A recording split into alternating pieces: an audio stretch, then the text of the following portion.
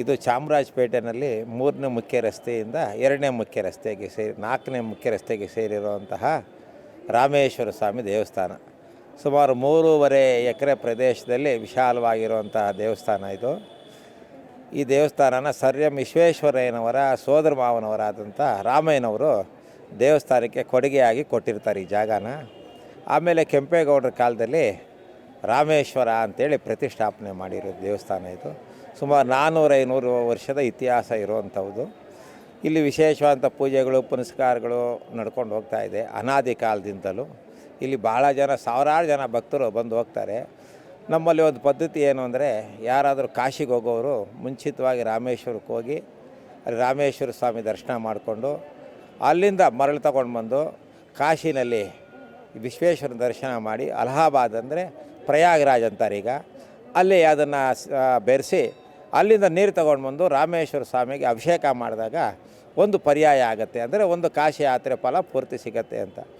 ಯಾರಿಗೆ ರಾಮೇಶ್ವರಕ್ಕೆ ಹೋಗೋಕ್ಕೆ ಅನಾನುಕೂಲವಾಗಿರ್ತದೆ ಅಂತಹ ಭಕ್ತ ಮಹಾಶಯರು ನಮ್ಮಲ್ಲೇ ಬಂದು ಇಲ್ಲಿ ಭಗವಂತನಿಗೆ ಒಂದು ಪೂಜೆ ಮಾಡಿಸಿ ಆಮೇಲೆ ಕಾಶಿಗೆ ಹೋಗ್ತಾರೆ.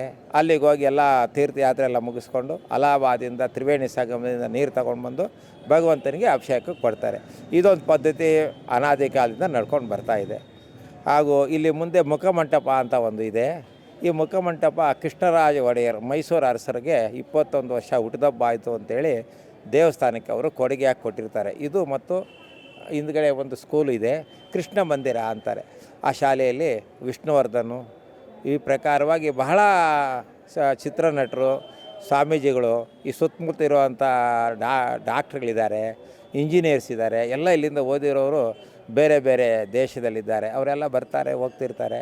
ಇಲ್ಲಿ ಮುಖ್ಯವಾಗಿ ಡಾಕ್ಟ್ರ್ ಪ್ರಕಾಶ್ ಅಂದ್ಬಿಟ್ಟು ಅವರು ಭಾಳ ಇದನ್ನು ಒಂದು ಅಭಿವೃದ್ಧಿ ಮಾಡೋದಕ್ಕೆ ಈ ಸಾರ್ವಜನಿಕರ ಒಂದು ಸಹಕಾರದಿಂದ ಇಷ್ಟೆಲ್ಲ ಅಭಿವೃದ್ಧಿ 5 ವರ್ಷದಿಂದ ಭಾಳ ವಿಶೇಷವಾಗಿ ಅಭಿವೃದ್ಧಿ ಆಗ್ತಾಯಿದೆ.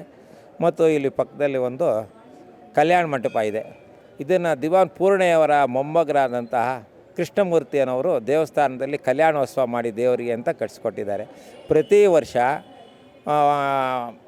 ಪಾಲ್ಗುಣ ಹುಣ್ಣಿಮೆ ದಿವಸ ರಥೋತ್ಸವ ಆಗುತ್ತೆ. ರಥೋತ್ಸವದಲ್ಲಿ ಅದೇ ಮಂಟಪದಲ್ಲಿ ಭಗವಂತನಿಗೆ ಕಲ್ಯಾಣೋತ್ಸವ ಆಗುತ್ತೆ, ಗಿರಿಜಾ ಕಲ್ಯಾಣ. ಸುಮಾರು ಅವಾಗೊಂದು 5-6 ಸಾವಿರ ಜನ ಸೇರ್ತಾರೆ. ರಥೋತ್ಸವ ಆಗುತ್ತೆ, 5 ದಿವಸದ ಕಾರ್ಯಕ್ರಮ ಇರುತ್ತೆ. ಅದ್ರ ಹಿಂದೆ ಬಂದಾಗ ನೀವು ಮಹಾಶಿವರಾತ್ರಿ ಬೆಳಗಿಂದ ರಾತ್ರಿವರೆಗೂ ವಿಶೇಷವಾದಂಥ ಪೂಜೆ, ಜಾಗರಣೆ, 24 ಗಂಟೆ ಹೊತ್ತು ಸಾಂಸ್ಕೃತಿಕ ಕಾರ್ಯಕ್ರಮಗಳು, ಭಜನೆ ಇತ್ಯಾದಿ ನಡೀತಾ ಇರುತ್ತೆ. ಪ್ರತಿ ಸೋಮವಾರ ದಿವಸ ವಿಶೇಷವಾಗಿ ಸಂಜೆ 7:15 ಗಂಟೆಗೆ ಮಹಾಮಂಗಳಾರತಿ ಆಗುತ್ತೆ. ನೀವು ನೋಡ್ದಂಗೆ 500 ಜನಕ್ಕೆ ಕಮ್ಮಿ ಇಲ್ದಿರ ಒಂದು ಪ್ರಸಾದ ವಿನಿಯೋಗ ಆಗುತ್ತೆ. ಪ್ರತಿ ಸೋಮವಾರ ಸಂಜೆ 7:15 ಮಂಗಳಾರತಿ ಆಗುತ್ತೆ. ಮತ್ತು ಸಂಕಷ್ಟಹರ ಚೌತಿ, ಸತ್ಯನಾರಾಯಣ ಸ್ವಾಮಿ ಪೂಜೆ, ಮಂಗಳವಾರ ದಿವಸ ಸುಬ್ರಹ್ಮಣ್ಯೇಶ್ವರ ಸ್ವಾಮಿಗೆ ಅಭಿಷೇಕ, 2 ಪ್ರದೋಷಗಳಲ್ಲಿ ವಿಶೇಷವಾಗಿ ಏಕಾದಶವಾರ ರುದ್ರಾಭಿಷೇಕ ಪರಮಾತ್ಮನಿಗೆ ರಾಮೇಶ್ವರ ಸ್ವಾಮಿಗೆ ನಡೀತಾ ಇರುತ್ತೆ. ಹಿಂದೆ ಇಲ್ಲಿ ನಾಗರ ಚೌತಿ ಮಾಡ್ತೀವಿ.